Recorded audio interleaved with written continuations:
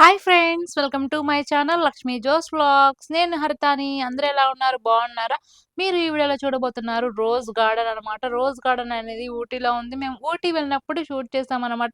Upload చేయడానికి చాలానే late అయ్యిందనమాట. మేము జనవరిలో అయితే వెళ్ళాం. ఇక్కడ పొంగల్ సెలబ్రేషన్స్ అయితే జరుపుకుంటూ ఉన్నారు. వీడియోలో చూడొచ్చు. మీకు కూడా చూపిద్దామని వీడియో క్లిప్ అప్‌లోడ్ చేశాను. చాలా అంటే చాలా బ్యూటిఫుల్‌గా డాన్స్ ఏస్తున్నారు కదా! ఇంకా రోజ్ గార్డెన్ విషయానికొచ్చేసరికి rose garden entry ticket price వచ్చేసరికి పర్ హెడ్ రూ. 75 అయితే చార్జ్ చేస్తారనమాట. ఇది లోపలికి వెళ్ళిన తర్వాత ఇలా అయితే ఉంది. ఇది ఓన్లీ ఫోటో షూట్స్‌కే చాలా బావుంటుందని నా పర్సనల్ ఒపీనియన్ అనమాట. అంటే నాకంతగా సాటిస్ఫాక్షన్ అనిపించలేదు. ఎందుకంటే ఊటీ అంటే చాలా చల్లగా ఉంటుందని చెప్తారు గానీ, జాన్వరిలో వెళ్ళాం. అయినా గానీ 10:30కే చాలా ఎండ పేలిపోతుందనమాట. మామూలుగా అనిపించలే ఎండనేది ఇక్కడ. ఇక్కడ కాపోతే థౌసండ్స్ ఆఫ్ వెరైటీస్ రోజ్ ఫ్లవర్స్‌నయితే మీరు చూడవచ్చు. రోజ్ లవర్స్‌కైతే ఈ పార్క్ అనేది ఆహ్, చాలా చాలా నచ్చుతుందనమాట. ఈ గార్డెన్ అనేది. నేనైతే మూవీలో 'రోజా రోజా' సాంగ్‌లో ఫ్లవర్స్ ఒకే చోట ఉంటాయి కదా! అలా ఎక్స్‌పెక్ట్ చేశాననమాట. లోపల చూస్తే ఏందో ఇది డిఫరెంట్‌గా ఉంది. నాకంత సాటిస్ఫాక్షన్ అనిపించలా. కాకపోతే సీనరీస్ చాలా బావుంటాయన్నమాట. ఊటీ సీనరీస్ అయితే ఇక్కడ చాలా కనిపిస్తూ ఉన్నాయి.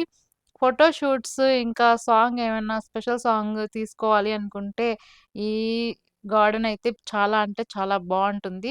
టెర్రస్ గార్డెనింగ్ ఐడియా ఉండనే ఉంటుంది. స్టెప్ బై స్టెప్ అయితే మొక్కల్ని నాటుతారు గదా! అదే విధంగా అదే థీమ్‌తో కూడా ఇక్కడ రోజ్ మొక్కలనైతే నాటడం జరిగిందనమాట. లోయలోకి వెళ్తున్నట్టు అనిపిస్తుంది. పైనుండి చూస్తే గనక థీమ్ అయితే చాలా బ్యూటిఫుల్‌గా కనిపిస్తుందనమాట.